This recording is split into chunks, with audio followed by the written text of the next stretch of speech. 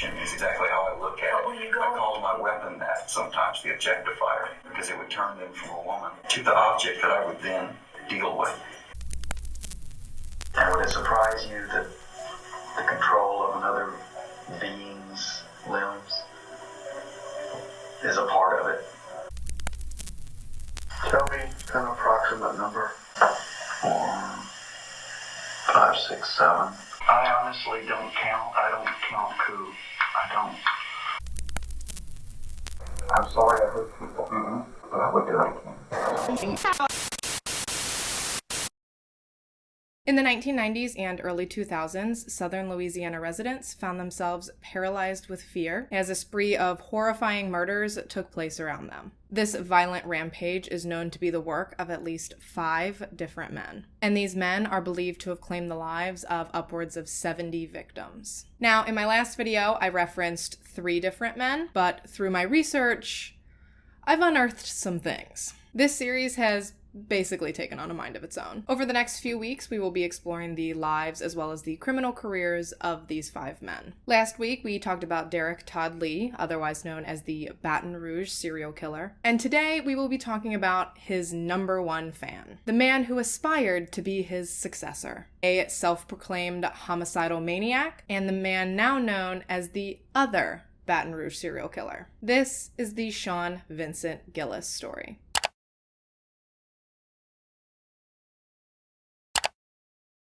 Hey guys, welcome back. If you're new here, hi, my name is Jessica and welcome to my channel where I explore new true crime cases each week. If you have an interest in true crime like me and you'd like to join me back here each week, go ahead and subscribe to my channel down below. And with all that being said, let's go ahead and get into today's case. Sean Vincent Gillis was born on June 24th, 1962 in Baton Rouge, Louisiana, to his parents Yvonne and Norman Gillis. Sean's mother Yvonne was always very loving and attentive towards her son, but his father...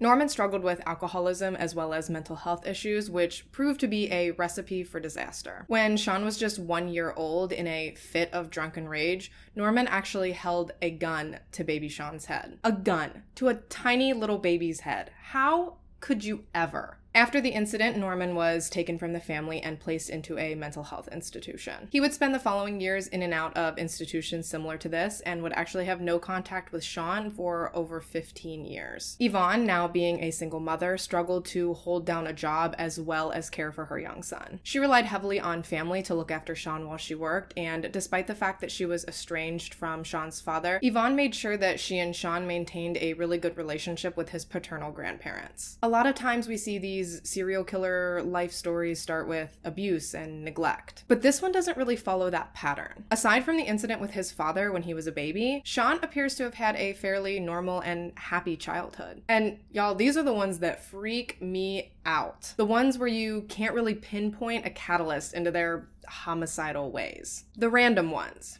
In 1972, Yvonne started making pretty decent money at her job, which allowed her and Sean to move into a nicer area of Baton Rouge. At this time, Yvonne thought Sean was a normal, kind, and well-behaved kid. She really thought she was crushing it as a parent. And to her credit, she was trying really hard to give her son a good life and keep him well-adjusted. However, some of their neighbors have since reported that Sean always kind of gave them or their children the creeps. But Yvonne was busting her ass to provide the things that she wanted Sean to have. She even managed to save up enough money to enroll him into a private Catholic school. But school really wasn't his thing. He didn't apply himself and he barely maintained average grades. He was also awkward and kind of a loner. He didn't play sports or participate in any kind of extracurricular activity. He wasn't very friendly or outgoing. But despite this, Sean was able to form a strong friendship in high school with 2 boys named John. The trio would spend a lot of their free time at Sean's house while Yvonne was at work. They would smoke pot and chat about girls and listen to music, just teenage boy things. However, as the group got older, their interests evolved. They began looking into devil worship because it scared them, and they liked that. Yvonne was completely oblivious to this whole part of Sean's life, but other people were not. Other people were starting to notice things about Sean that they found disconcerting. One neighbor reported that one night she was startled awake by a really, really loud noise, which turned out to be Sean outside beating the shit out of some trash cans. When asked what the hell he was doing, Sean said he was angry because he didn't have a girlfriend. As if denting up trash cans in the middle of the night is the type of behavior that's going to get you one. This incident is one of the first reports of Sean maybe having an anger problem. When Sean was 17 years old, his paternal grandfather, so his dad's dad, passed away. This actually brought Sean and his father back into each other's lives for the first time in over 15 years. They slowly began to rebuild a relationship, however, it did not last long. One day, while looking through his father's things, Sean found some photos of men in sexually suggestive positions. This ultimately brought Sean to the realization that his father was gay. And boy, did he handle it poorly. Although Norman had joined AA and had been working really hard to turn his life around, Sean and his mother cut off all ties to him solely due to the fact that he was gay, which is dumb.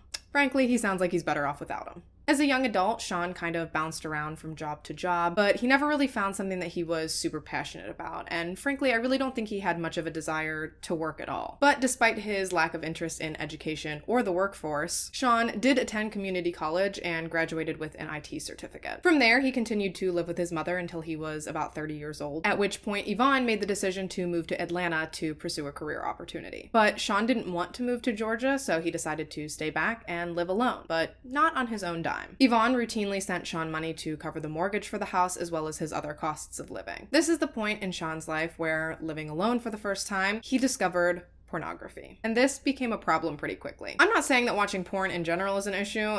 Do your thing, have the time of your life. But he was skipping work and neglecting day-to-day responsibilities just so he could sit home in front of the computer, which is not what I'd assume most people would consider a normal or healthy interest in porn. This level of isolation and fantasy really began to change who Sean was. He started acting really strange and erratic, as if beating on trash cans in the middle of the road at 3 a.m. isn't strange and erratic. Police were eventually called on Sean when he was caught peeping into some of his neighbors' windows. And even though he expertly explained the peeping away by saying he was looking for a lost cat, he was still arrested and held due to some outstanding tickets he had, but he wasn't held for very long. After word of this incident started to get out, Sean became even less popular in his neighborhood because he made people uncomfortable. Most of his neighbors were just really hoping he'd move away. In 1994, Sean's trash can beating dreams came true when he met longtime girlfriend Terry Lemoyne. Sean and Terry met through a mutual friend, and the two hit it off pretty quickly. They had a lot in common, and Terry really appreciated Sean's kindness. She described him as a nerdy guy and said that he made her feel safe because he looked like he'd just rolled off of a college campus. Initially, they seemed to have a pretty good relationship. It wasn't perfect, but it was normal. Until one night during an argument, Terry slapped Sean. She would later say in an interview that she set this scenario up on purpose to see if Sean would react violently. And I have to say,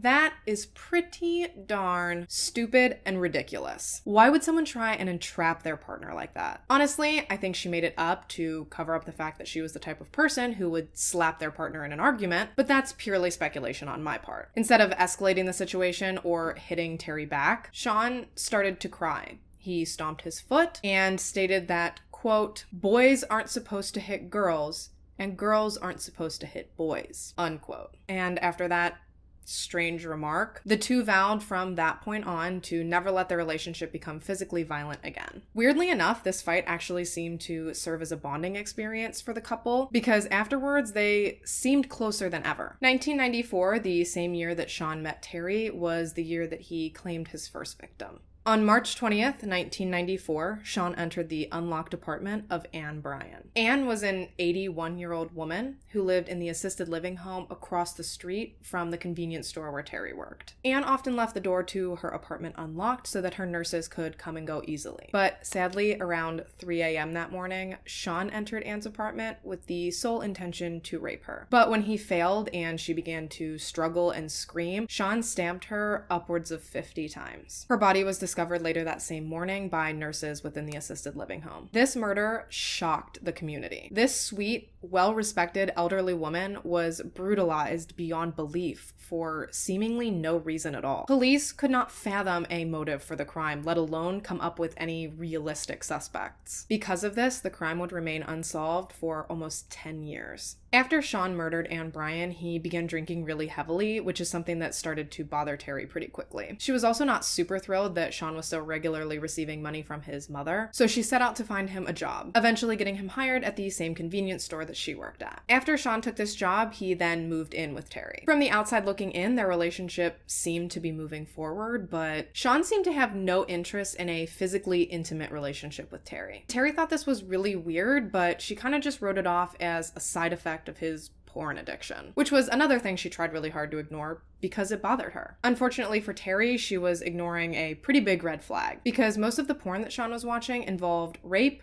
murder, and dismemberment. Yikes. Despite these issues, the couple was, by all accounts, happy together. To this day, Terry maintains that she had absolutely no idea what Sean was up to all those years. She definitely got some hints along the way, though. One time, Sean asked Terry to take a look at a website that he found amusing. The website, you ask, was a website filled with pictures of dead women. Yeah, Terry didn't really think it was funny either, but she also didn't clock it as a sign that something might be up with Sean. Let me stop here and say that if your significant other does this and you're not really sure what to think about it, I'm here to tell you it's not normal and you should probably call someone. Okay?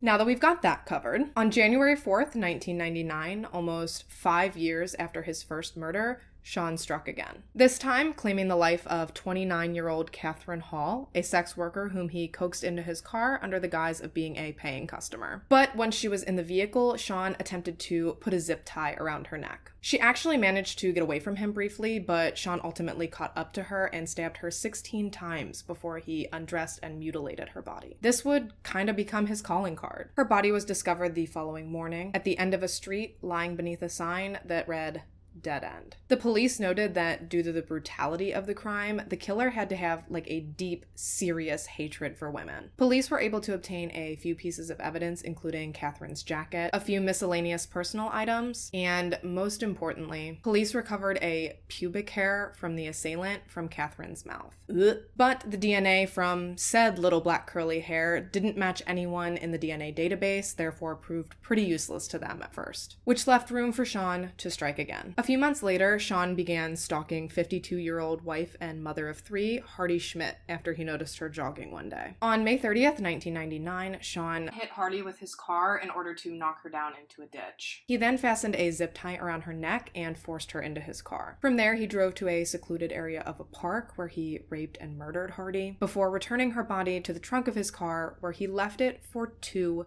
days. On the second day, while riding in the car with Sean, Terry commented on a weird smell, which Sean explained away by stating that he'd hit a squirrel earlier that day. And Terry's just like, okay, makes sense. And then she dropped it. This gave Sean time to dispose of the body in a bayou in St. James Parish, where it was discovered the following day. On November 12th, 1999, Sean claimed the life of his 4th victim, 36-year-old Joyce Williams. Joyce was a sex worker who Sean murdered by fastening a zip tie around her neck, just as he had with his previous victims. This time, however, he took her body back to his home to mutilate and dismember. He also removed bits of her skin for an afternoon snack. And once he was done with her, he dumped her body in Brookville Parish, where it remained until January of the following year. Her severed legs were first discovered by a group of hunters who called the police, who then discovered the rest of her body about 700 feet away. In January of 2000, the same month that Joyce Williams' body was discovered, 52-year-old sex worker Lillian Robinson went missing. Sean had abducted her, strangled her to death, and engaged in necrophilia with her body. He also took her body back to his home, but he didn't mutilate or dismember her there because Terry was due home from work and he just didn't have time. He did have time, however, to, and I quote from his sick, depraved, twisted little mouth, play with her dead body. Sick, sick, sicko. He then dumped her body in a swampy basin near Whiskey Bay, where she was discovered 2 months later. Her body was actually dumped just 2 miles away from where Pam Kinnemore's body had been discovered. Speaking of Derek, I think now is an appropriate time to mention that Sean loved him some Derek. He truly admired Derek's work and had every intention of outdoing him. He kept newspaper clippings of Derek's murders and basically studied everything he did. Just the sadistic leading the sadisticer. Much like Derek, Sean didn't seem to have any plans of slowing his rampage down. In October of 2000, while on a trip to visit his goddaughter, Sean murdered Marilyn Nevels. Marilyn was a 38-year-old sex worker whom Sean strangled to death. He then took her dead body home to shower with it before leaving it uncovered in the woods. Marilyn was never reported missing, and police weren't even aware that a crime had taken place. The only reason that police ever even found out about Marilyn is because Sean later confessed to her murder. The woman literally vanished, and no one cared enough to report her missing. I mean, that is so freaking sad. She was obviously so incredibly lonely in life, and then she stumbles into the crosshairs of this jackass. After Marilyn's murder, Sean actually took a 3-year break from his demented hobby. Don't confuse that with his depravity having fizzled out, because it most certainly did not. It was just festering and getting stronger and stronger. Until in October of 2003, Sean murdered 45-year-old mother of 3, Johnny Mae Williams. Johnny Mae was a sex worker whom Sean was actually friendly with in his regular life. She even used to clean Sean's house for him from time to time. But even their acquaintanceship could not tamp down Sean's dark and twisted urges. Sean strangled her to death and then severed her hands before leaving her body out in the open. She was found by a little boy, and I don't want to get into or even think about how traumatic that must have been. Sean's final victim was 43-year-old mother of 5, Donna Bennett Johnston. Donna was a sex worker whom Sean raped and strangled to death before removing her left arm. He also ate parts of her body before taking her into the woods and posing her for photographs. He then disposed of her in a drainage ditch where she was found the next morning by a couple out looking for their lost dog. At this point, Southeast Louisiana was crippled with fear. Not only were Sean's victims starting to pile up, so were those of our old buddy Derek, as well as Ronald Dominique and Jeffrey Lee Guillory. I mean, people were locking their homes down like Fort Knox. Women were taking self-defense classes and carrying weapons, and everyone was terrified that either they or someone they love could be next. People were just on fucking edge. Luckily for investigators, Donna Bennett Johnston's crime scene finally gave them some real evidence. Not only were they able to recover DNA from underneath the fingernails of Donna's right hand, but they also discovered tire tracks at the scene. Tire tracks which were determined to have been left by a very specific set of Goodyear tires. From there, police narrowed the suspect pool down to a list of 90 people in the area who had purchased those tires. Police were confident that if they worked this list, if they not only questioned these men, but obtained a DNA sample from them, that they would find their killer. Sean Vincent Gillis was number 26 on that list. On April 28th, 2004, Sean was finally questioned by police. During this interview, he voluntarily gave a DNA sample. Once he'd spoken to detectives and submitted his DNA, Sean returned home and cooked dinner for he and Terry before he invited her to watch a movie with him. Basically, it was a last hurrah that only one person was in the loop for. Late that same night, police received word that Sean's DNA was a match to the samples from the crime scenes. In the early morning hours of April 29th, 2004, Sean was apprehended in his home without incident by a SWAT team. Terry witnessed his apprehension and could not for even one single second entertain the idea that Sean was actually guilty. She laughed in the faces of the arresting officers, telling them that they had the wrong guy. Sadly for Terry, she'd know within the hour that the only person who was wrong was her. She followed Sean to the police station and demanded to know the truth. She had to know if he was truly guilty for all of the horrible things he was being accused. And when she asked him this, Sean nodded his head and told Terry, "I'm sorry, honey bunny, but yeah."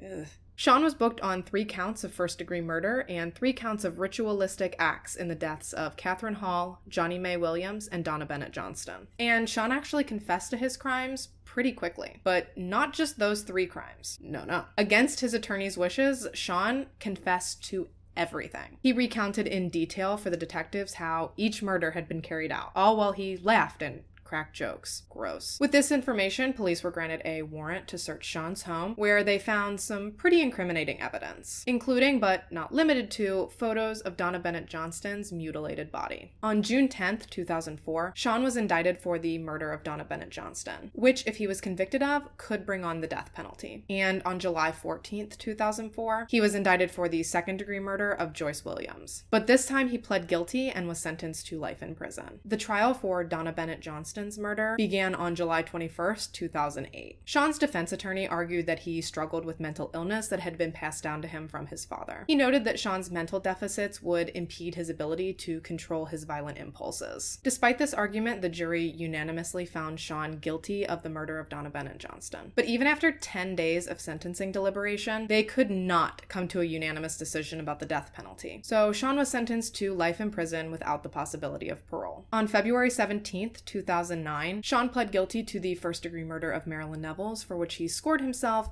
an additional life sentence. Although Sean confessed to all 8 murders, he only received sentences for 3 of them. After the 3rd life sentence, the prosecution was kind of like, we're over it. And Sean Vincent Gillis, aka the other Baton Rouge serial killer, remains incarcerated at Louisiana State Penitentiary to this day. I would like to say, I really hope it chaps his ass that people refer to him as the other Baton Rouge serial killer. Like, he had such a hard-on to outdo Derek Todd Lee, but he couldn't even get his own nickname. Just a hand-me-down from the man he admired and hoped to one day overshadow. But in all seriousness, before we go, I'd like to say something about the victims in this case. Although a vast majority of these women were targeted by Sean due to their high-risk lifestyles, it's important to remember that whether you agree with their lifestyle or not, they were still people, just like you and just like me. They were mothers who were revered by their children for their excellent parenting. I've heard that there was some anger when it came to the victims' children and how their mothers were portrayed in the media. So I just want to put a friendly reminder here that just because someone chooses to live their life differently than you choose to live yours, or just because someone struggles with demons that you yourself are lucky enough to not even be able to imagine, it does not make their lives any less valuable or the crimes committed against them any less awful. So